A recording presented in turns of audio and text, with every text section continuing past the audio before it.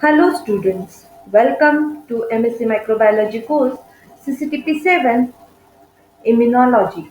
Today we are going to discuss about the interleukin 2 and JAK-STAT pathway from the chapter Cell Surface Molecules and Receptors. In the earlier lecture, we have discussed about the properties, attributes of the cytokines.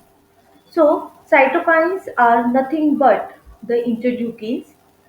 As we have already discussed, for the development of an effective immune response, it involves large number of immune cells of the immune system, like the lymphoid cells, inflammatory cells, and the hematopoietic cells. So all these cells will interact with each other by using a group of proteins which are called as cytokines. So, cytokines are the low molecular weight regulatory or the glycoproteins which are mainly secreted by white blood cell and various other cells in the body. There are total 29 cytokines which are known as interleukins. So these cytokines they share many properties with the hormones like they can act long range in an endocrine fashion while most of the cytokines act over a short distance in an autocrine or the paracrine fashion. Generally, these cytokines are referred to as interleukins.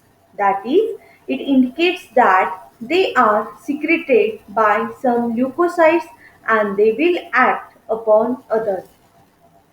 So, the term cytokine it includes those cytokines which are mainly secreted by lymphocytes and the substances they are initially known as lymphokines and those cytokines which are secreted by monocytes and macrophages they are known as monokines.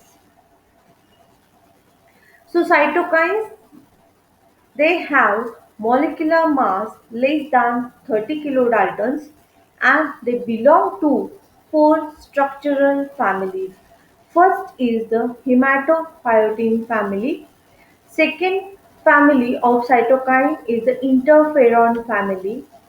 Third family of cytokine is chemokine family and the last one is the TNF that is the tumor necrosis factor family.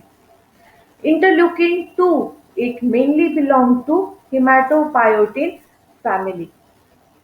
Now this is the structure of interleukin 2. Interleukin 2 it is a complete trimer because it consists of three distinct subunits alpha, beta and gamma. Interleukin 2 receptor it occur mainly in three forms and they will exhibit the affinities for interleukin 2.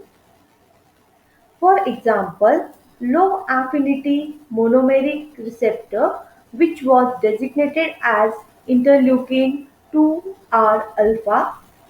Second type is intermediate affinity dimeric receptor which was designated as IL2R beta. Third type of the receptor is high affinity trimeric receptor that is interleukin 2R gamma. So depending on the affinity of this cytokine receptor towards the interleukin 2, they can be differentiated as intermediate low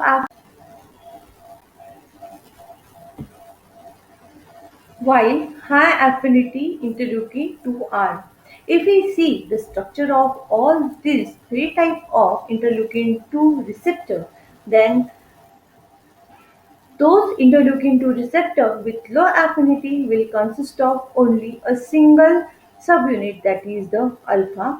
The interleukin 2 receptor with intermediate affinity will consist of two receptors or subunits, that is the gamma and the beta, while interleukin 2 high affinity receptor will consist of all the three subunits. Now, cytokines play important role in the signal transduction via JAK-STAT pathway. So we will discuss about the JAK-STAT pathway. JAK, that is the Janus kinase. It is a family of intracellular non-receptor tyrosine kinases. Its main function is to transduce the signal via JAK-STAT pathway. STAT, its mean signal transducers and activators of transcription. So, STAT will act as a transcription factor with SH2 domain. Cytokine receptor they stimulate activation of the JAKs, and JAK will, after phosphorylation, it will activate the STAT pathway. Tyrosine phosphorylation of this STAT it resists in the dimerization of the STAT subunit, which then translocate to the nucleus, and it will stimulate the transcription of the target genes. So cytokine receptor they are mainly composed of separate subunit. Alpha subunit is mainly required for the binding of the cytokine, and it also play a role in the signal transduction. While beta chain it is an important factor in the signaling. So different protein tyrosine kinases they are associated with different subunits of the receptor. The alpha chain of the receptor is associated with a novel family of protein tyrosine kinases, that is the Janus kinase pathway, or that one is also known as the JAK family. So the association of this JAK and the receptor subunit it occurs spontaneously, and it will not require the binding of cytokine. But in absence of the cytokine, this JAK subunit it will lack protein tyrosine activity. So when cytokine will bind, it induces the association of the two separate cytokine receptor subunit and the activation of receptor associated JAK. So once this jack is get activated, it will provide a docking or the binding site for the STAT transcription factor by carrying out phosphorylation of specific tyrosine residues, which are mainly present on cytokine receptor subunit. So once these receptors which are associated with the JAK they are getting activated, they carry out the phosphorylation of specific tyrosine residues in the receptor subunits of the complex. So the members of a family of transcription factor, that is STAT, stand for signal transducer and the activator of transcription. They will bind to this phosphorylated tyrosine residues. So when this stack they will bind to their subunit, which was mediated by the SH3 domain which is present on the stack, then phosphorylation of a particular tyrosine will be carried out on the jack, so that it will provide the docking site for the STAT subunits.